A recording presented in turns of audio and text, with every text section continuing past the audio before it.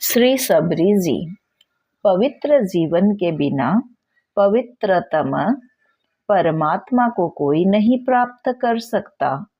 उषा काल में पंपासर के तट पर महर्षि मतंग अपने शिष्यों से कह रहे थे, अतः मनसा वाचा कर्मणा पवित्रता का पालन करो। सूची भोजन, सूची परिधान और अपना प्रत्येक व्यवहार पवित्र होने दो। जीवन मात्र पर दया और भगवान नाम में अनुरक्त की सदा ध्यान रखो, तभी स्थावर जंगम लता वृक्ष आदि विश्व की प्रत्येक वस्तु में उन्हें देख सकोगे। यही सच्चा धर्म है। जाति कुल की बाधा से यह धर्म सदा मुक्त है। महर्षि और उनके शिष्यगण चले गए थे। सबरी उनके चरण चिन्हों पर लौट रही थी, जैसे उसे कोई अमूल्य निधि मिल गई हो। वृक्ष की ओट से ऋषि के समस्त उपदेश आदेश सुन लिए थे उसने। उसकी आंखें बरस रही थी। सबरी का मन उसके शैशव से ही अशांत था। भोले भाले पशु पक्षियों की हत्या देखकर वह सिहर उठती थी। उनकी लहू लुहान देह देखकर वह अपनी आंखें बंद कर लेती थी। अकेले कोने में मुंह छिपाकर रोने लगती थी। चिंता, शोक और क्लेश से उसके दिन बीत रहे थे। वह नव यौवन संपन्ना नारी बनी। विवाह की तैयारी हो गई। पति वीर था, एक बाण से दो दो पक्षियों को मार लेता था। तेज से तेज दौड़ता हुआ हिरन उसकी आंखों के सामने से नहीं बच सकता था। प्रशंसा सबरी ने भी सुनी, पर वह छटपटा उठी। एकांत में जाकर अशांत मन से विश्व के प्राणधार से प्रार्थना करने लगी, देव मुझे पापों से बचाइए। मैं अधम से भी अधम मूर्ख नारी हूँ। मुझे पथ का ज्ञान नहीं, आप मेरी रक्षा करें। नाथ, मैं आपकी शरण में हूँ। प्रार्थना करते करते रात अधिक हो गई। सबरी ने अपना कर्तव्य निश्चित कर लिया। अर्धरात्रि का समय था। सर्वत्र नीरवता का साम्राज्य था। आकाश में तारे किंकर्तव्य विमूढ़ हो टूट टूट कर ताक रहे थे। सबरी चुपके से दबे पांव घर से निकल पड़ी और घने जंगलों में जाकर विलीन हो गई। कंटका किरण पथ, नदी, वन और पर्वत का उसे ध्यान नहीं था। वह भागती चली जा रही थी। हिंसा से बचकर आजीवन ब्रह्मचारिणी रहकर प्रभु भजन करूं। भागने में उसे अपने तन मन की शुद्धि नहीं थी। न क्षुधा थी न तृषा। 2 दिन बाद वह पंपाशर पहुंची थी। वह थक गई थी। प्रातः हो चला था। पूर्व क्षितिज पर अरुणिमा बिखर गई थी। उसी समय स्थानार्थी मतंग ऋषि की चर्चा उसने सुन ली थी। महर्षि के दर्शन से अद्भुत प्रभाव उसके मन पर पड़ा था। अपूर्व शांति का उसे आज अनुभव हुआ था। वही रहने का उसने निश्चय कर लिया, पर उसके रहने से ऋषियों के तप में विघ्न पड़ेगा। इस विचार से उसने अपने रहने के लिए ऋषियों के आश्रम से दूर एक छोटी सी कुटिया बना ली। उसने समझ लिया था भगवान के प्राणधार उनके भक्त होते हैं। भक्तों की कृपा हो जाने पर भगवत दर्शन निश्चय ही हो जाएंगे। वह एक पहर रात्रि रहते ही ऋषियों की कुटियों के आसपास की भूमि तथा पंपासर की ओर जाने वाले मार्ग पर झाड़ू लगा देती। एक कंकड़ी भी किसी महर्षि या उनके सौभाग्यशाली भक्त के चरणों में चुभ न जाए, इसलिए वो बार बार झाड़ू लगाती और वहां जल छिड़क कर सुगंधित पुष्प डाल देती। कुटियों के द्वार पर सूखी लकड़ियों का ढेर रखाती, जिससे समिधा लाने के लिए मुनिजनों को किसी प्रकार का कष्ट न उठाना पड़े। सबरी का यह नित्य का काम था, पर मुनि लोग चकित थे। गुप्त रीति से यह सेवा कार्य कौन कर जाता है? ऋषिगण कुछ ते नहीं कर पाए। शिष्यों ने पहरा दिया। सबरी पकड़ ली गई। मतंग ऋषि के सामने उपस्थित कर दिया शिष्यों ने उसे। सबरी कांप रही थी, उसमें बोलने का साहस नहीं था। ऋषि की अपराधिनी थी वह। मतंग ऋषि ने उसे देखा, उनके मुंह से निकल गया, भगवत भक्ति में जाति बाधा नहीं डाल सकती। सबरी परम भगवत भक्त है। शिष्यगण एक दूसरे का मुंह ताकने लगे। महर्षि मतंग ने सबरी से कहा, तुम मेरी कुटिया के पास ही रह जाओ, मैं कुटिया की व्यवस्था कर देता हूँ। सबरी दंड की भांति पृथ्वी पर लेट गई। नेत्रों से प्रेमाश्रु बहने लगे। आज उसका भाग्योदय हुआ है। अब वह तपोधन महर्षि की सेवा खुलकर कर सकेगी। मतंग ऋषि पर अन्य ऋषिगण कुपित हो गए। अनधिकार चेष्टा की है महर्षि ने, वह मर्यादा का उल्लंघन कर रहे हैं। नैष्ठिक तपो व्रतधारी ऋषि भगवत भक्त की महिमा नहीं समझ पा रहे थे। अधम कहीं की स्पर्श कर दिया मुझे, पुनः स्नान करना पड़ेगा। क्रोध से उन्मत्त एक ऋषि सबरी को डांट कर पुनः पंपासर की ओर चले। सबरी ध्यान मग्न जा रही थी, उसे ऋषि का ध्यान नहीं था। ऋषि के बिगड़ने का भी उसे कोई ध्यान नहीं हुआ। वह अपने प्राण धन के रूप और नाम में छकी हुई सरोवर से लौट रही थी। ऋषि ने स्नान नहीं किया। सरोवर में कीड़े पड़ गए थे। जल रक्त में परिणत हो गया था। खिन्न होकर वे स्नान किए बिना ही लौट आए। आपके बिना मैं नहीं रह सकूंगी मुनिनाथ, फूट फूट कर रोती हुई सबरी महर्षि मतंग से कह रही थी।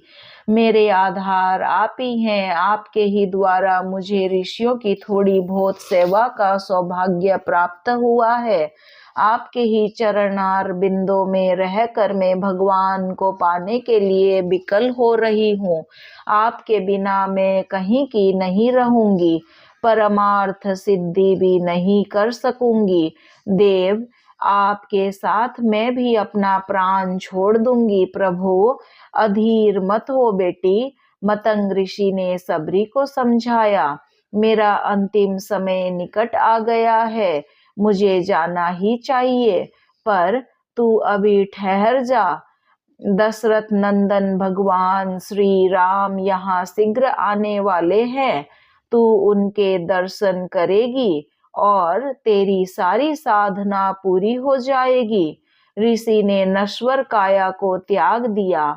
सबरी चिल्ला पड़ी, महर्षि की बात सत्य होगी। भगवान दंडकारण्य में पधारेंगे, मुझे दर्शन मिलेगा। सबरी आनंद में छकी रहने लगी। पत्ते की खड़खड़ाहट से भी वह चौंक जाती थी, कहीं भगवान आ तो नहीं गए। वह प्रतिदिन मार्ग साफ करके मिलों तक भगवान को जो आया करती थी। भगवान पहले मेरे यहाँ पधारेंगे, ऋषियों क्या निश्चय था। भगवान आए और आते ही सबरी की कुटिया का पता पूछने लगे। ऋषि चकित थे। प्रेम रूप भगवान सबरी की कुटिया में पधारे। आह, सबरी का क्या कहना। सबरी देखी राम गृह आए, मुनि के बचन समुझी जिय भाए। सरसीज लोचन बाहु विशाला, जटा मुकुट सिर उन बनमाला। श्याम गौर सुंदर दो भाई, सबरी परी चरण लपटाई। प्रेम मगन मुख बचन न आवा, पुनी पुनी पद सरोज सिर नावा। वह प्रेम में आत्म विभोर हो गई थी। वाणी उसकी अवरुद्ध हो गई थी।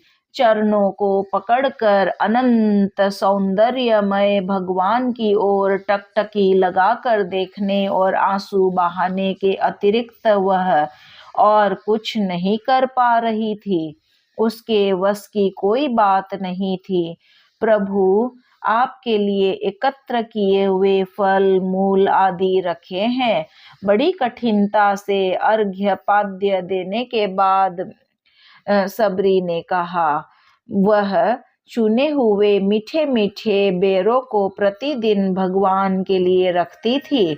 उन बेरों को ले आई, बड़े प्रेम से देने लगी। भगवान आनंद पूर्वक खाने लगे। भगवान को उन बेरों में इतना अधिक स्वाद और आनंद का अनुभव हो रहा था जैसे प्रेममयी जन्मदायिनी जननी कौशल्या जी उन्हें भोजन करा रही हो। अपनी अभिप्सा पूर्ति देखकर अत्यंत प्रसन्नता से हाथ जोड़कर वह अत्यंत प्रेम से प्रार्थना करने लगी। के ही विधि स्तुति करऊं तुम्हारी, अधम जाति में जड़मति भारी।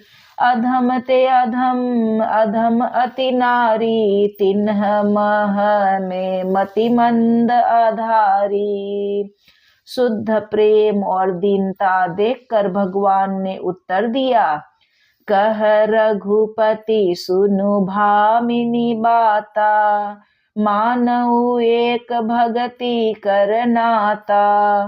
फिर भगवान ने उसके सामने नवदा भक्ति का निरूपण किया।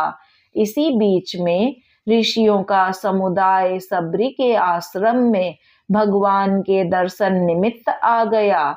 उस समय ऋषियों का ज्ञानाभिमान लुप्त हो गया था। वे मतंग ऋषि के तिरस्कार के लिए मन ही मन पश्चाताप करने लगे। उनके मुंह से निकल गया, सबरी तू धन्य है। पंपासर में कीड़े पड़ने और जल रक्त के रूप में परिणत होने से संबंध में श्री लक्ष्मण जी ने ऋषियों को बताया।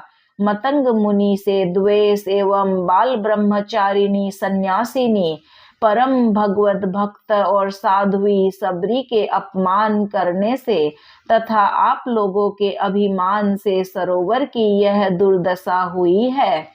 सबरी के पुनः स्पर्श करते ही वह शुद्ध हो जाएगा। भगवान के आदेश अनुसार सबरी ने सरोवर को स्पर्श किया। उसका जल पूर्ववत निर्मल हो गया। भगवान उसकी कुटिया से चलने लगे। सबरी अधीर हो गई। चरणों की दृढ़ भक्ति भगवान ने उसे दे ही दी थी। अब उसे कुछ पाना शेष नहीं था। उसकी सारी आकांक्षा प्रभु ने पूरी कर दी थी। अब वह भगवान से विलग होकर किस लिए जीवन धारण करती। ऋषि जनों के सामने ही उसने अपनी पार्थिव देह त्याग दी। ऋषिगण सबरी का जय जयकार करने लगे। धन्य थी सबरी और धन्य थी सबरी की प्रेममयी अद्वितीय भक्ति। श्रीमन्नारायण नारायण नारायण। भक्तमाल के टीकाकार श्री प्रियादास जी महाराज सबरी के भक्तिमय दिव्य चरित्र को रूपायित करते हुए निम्न कवित्तों में लिखते हैं। वन में रहती नाम सबरी, कहत सब चाहत टहल, साधु तन न्यूनताई है। रजनी के शेष ऋषि आश्रम प्रवेश करी, लकरी न बोझ धरी आवई, मन भाई हई। नाई बेको मंगझारी, कांकरनी बीनी डारी, बेगी उठी जाई ने को देती न लखाई हई। उठत सबारे कहई, कौन धो बोहारी गयो, भयो ही ये सोच को बड़ो सुखदाई हई।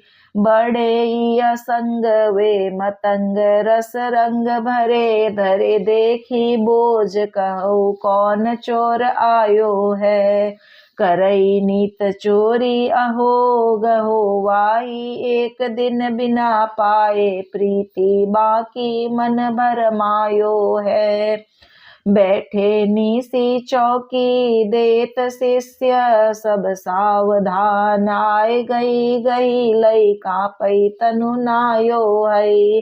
देखत ही ऋषि जलधारा बही नयनन ते बैनन सो कहो जात कहा कछु पायो है। डीठी हूँ न सोही होत मानी तन गोत छोत परि जाए सोच सोत कैसे के निकारिये। भक्ति को प्रताप ऋषि जानत निपट निकय केयु क्योटी विप्रताई। या पैवारी डारिये दियो बास आश्रम में श्रवण ने में नाम दियो कियो सुनी रोस सबई की निपाती न्यारिये।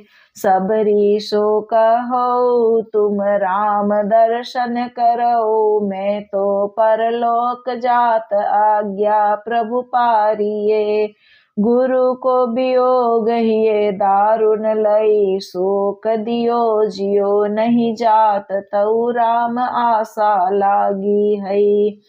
नाई बे की बाट निसी जात ही बुहारी सब भैयऊ अबार ऋषि देखी व्यथा पागी। छुयो गयो ने को कहू खींचत अनेक भांति करी कई विवेक गयो नानय भागी है। जल सो रुधिर भयो नाना कृमि भरी गयो नयो पायो सोचतो हूँ जाने न अभागी है। लावे बन बेर लागी राम की अवसेर बल चाखै धरी राखै फिर मीठे उन जोग है। मार्ग में जाई रहै लोचन बिछाई कभू आवै रघुराई दृंग पावै निज भोग है। ऐसे ही बहुत दिन बीते मग जो तही आए आ गए औचक सो मीटे सब सोग हई। ए पे तनु नून ताई आई सुधी छिपी जाए पूछई आप सबरी कहाँ ठाड़े सब लोग हई। पूछी पूछी ताहा सबरी स्थान जहाँ कहाँ वह भगवती देखो दृग प्यासे हई। आई गए आश्रम में जानी कई पधारे आप दूर ही ते साष्टांग करी चख बासे है। रव की उठाई लई बिथा तनु दूर गई नई निर्झरी नैन परे प्रेम पासे है। बैठे सुख पाई फल खाई कई सराय वे कहो कहा कहो मेरे मग दुख नासे है। बैठे सुख करत है सोच सब ऋषि बैठे आश्रम में जल को बिगार सो सुधार कैसे कीजिए। आवत सुने है बन पथ रघुनाथ कहू आवै जब कहे या को भेद कही दीजिए। इतने ही माझ सुनी सबरी के बिराजे आनी गयो अभिमान चलो पग गई लीजिए। आए खुन साए कही नीर कऊ पाए कहो गहो पग बिलनी के छुपाए छुए स्वच्छ भेजिए। इन कवित्तों का भाव संक्षेप में इस प्रकार है। सबरी वन में निवास करने लगी। इनके मन में साधु संतों की टहल करने लगी बड़ी इच्छा थी, पर साधु संत सेवा स्वीकार नहीं करेंगे। इसलिए थोड़ी रात रहने पर ही वह ऋषियों के आश्रम में छिप कर जाती और लकड़ियों के बोझ रख आती। प्रातःकाल शीघ्र ही उठकर सरोवर पर जाने आने के मार्ग में झाड़ू बुहार कर उसकी कंकड़ियों को बीन कर अलग डाल देती। वह यह सेवा करते हुए इनको कोई भी नहीं देख पाता था। सवेरे उठकर ऋषि लोग आपस में कहते कि मार्ग को नित्य कौन झाड़ जाता है और लकड़ियों के बोझ कौन रख जाता है। बनवासी ऋषियों में एक मतंग नामक ऋषि थे। वे परम विरक्त और भक्ति रस के आनंद में परिपूर्ण थे। लकड़ियों के बोझ रखे देखकर वे अपने शिष्यों से कहने लगे कि इस तपोवन में ऐसा कौन आ गया जो नित्य चोरी से सेवा करता है।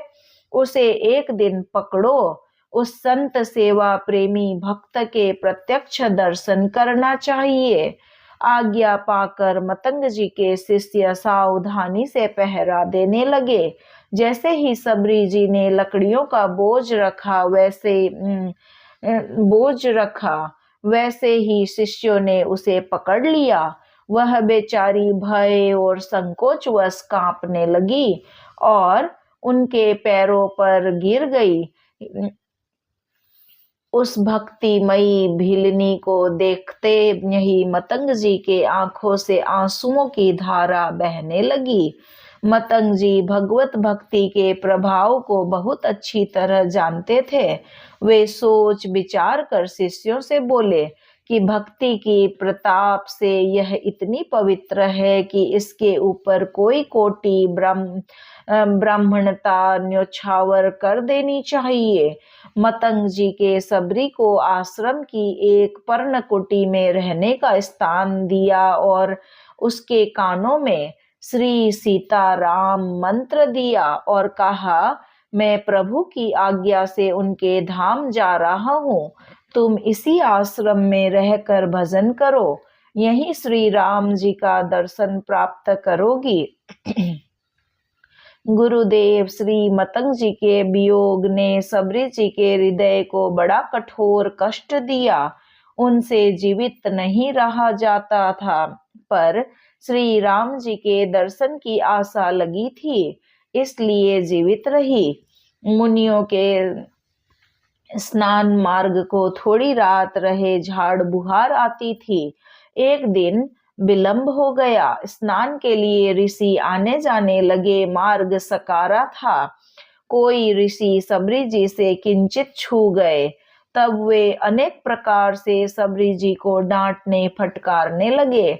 सबरी जी भागकर अपनी कुटी में चली आई। वे ऋषि सोच विचार करके पुनः स्नान करने के लिए गए। सरोवर में प्रवेश करते ही उसका जल अनेक कीड़ों से भरे हुए रुधिर के समान हो गया। इससे ऋषियों को एक नया दुख उत्पन्न हो गया। भक्त स्पर्श से अपने को अपवित्र समझने वाले मुनि के अपराध से ही सरोवर का जल अपवित्र हुआ था, पर उस अभागे ने यह रहस्य नहीं जाना। उल्टे ऐसा समझा कि सबरी के स्पर्श जन्य दोष से ही जल दूषित हो गया है। सबरी जी को श्री राम जी की बड़ी भारी चिंता रहती।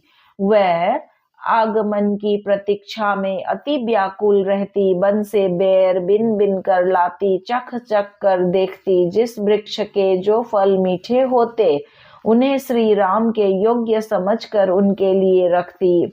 उत्कंठावश अपने प्रभु के आगमन के मार्ग में जाकर उसे स्वच्छ एवं कोमल बनाती एवं सोचा करती थी, राघवेंद्र सरकार कब आएंगे, कब मेरे नेत्र उसके दर्शन रूपी अमृत का आस्वादन करेंगे।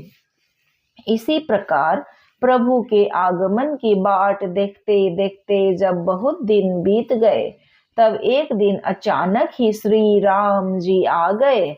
उसके सभी शोक मिट गए, परंतु उसे अपने शरीर के नीच कुल के उत्पन्न होने की बात याद आ गई। इसलिए वह संकोचवश भागकर कहीं छिप गई। भगवान श्री राम बनवासी लोगों से और ऋषियों से पूछते पूछते वहां आए। जहाँ सबरी जी का स्थान था। वहां सबरी को ना देखकर भगवान कहने लगे कि भाग्यशालिनी हरि भक्ता कहाँ है। मेरे नेत्र उसके दर्शन रूपी सुधा के प्यासे हैं। स्वयं सरकार मेरे आश्रम में पधारे। यह जानकर सबरी जी भी आश्रम की ओर दौड़ी। दूर से समीप जाकर शीघ्रता से ललक कर उसे उठा लिया। कोमल कर कमल से स्पर्श से तन मन की सब व्यथा दूर हो गई। नेत्रों से आनंद के आंसुओं की झड़ी लग गई। भगवान श्री राम परम सुखी होकर आसन पर विराजे। सबरी जी ने अर्घ्य पाद्य पूर्वक बेर आदि फल अर्पण किए। श्री राम जी ने उन्हें प्रेम से खाकर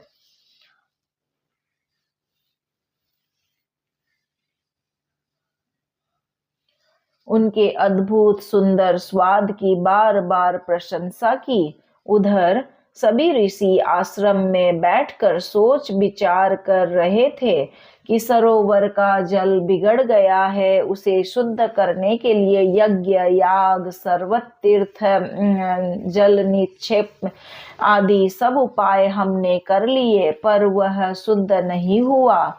अब बताओ वह कैसे सुधरे।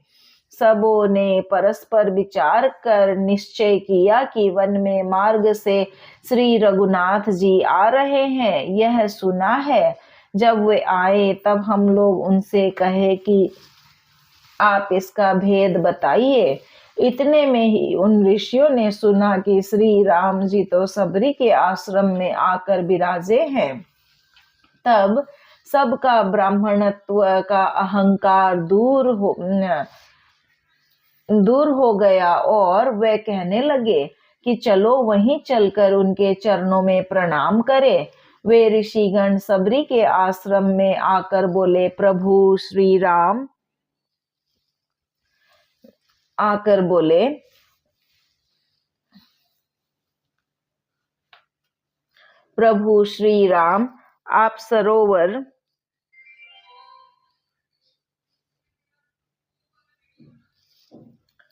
आप सरोवर के जल को शुद्ध करने का उपाय बताएं। भगवान ने उत्तर दिया कि सबरी के चरणों का स्पर्श करो, उसके बाद सरोवर के जल से इसके चरण स्पर्श कराओ, जल तुरंत पवित्र हो जाएगा। भगवान की आज्ञा से ऋषियों ने ऐसा ही किया। सरोवर का जल अति निर्मल हो गया। भक्ति की ऐसी महिमा देखकर ऋषियों के हृदय प्रेम भाव से द्रवित हो गए। महर्षि मतंग की वाणी आज सत्य हो गई थी। भगवान ने उसे नवदा भक्ति का उपदेश दिया। सबरी ने सीता जी की खोज के लिए प्रभु को सुग्रीव से मित्रता करने की सलाह दी और स्वयं को योगाग्नि में भस्म कर सदा के लिए श्री राम के पाद पद्मों में लीन हो गई। श्रीमन्नारायण नारायण नारायण भजमन हरि नारायण नारायण नारायण।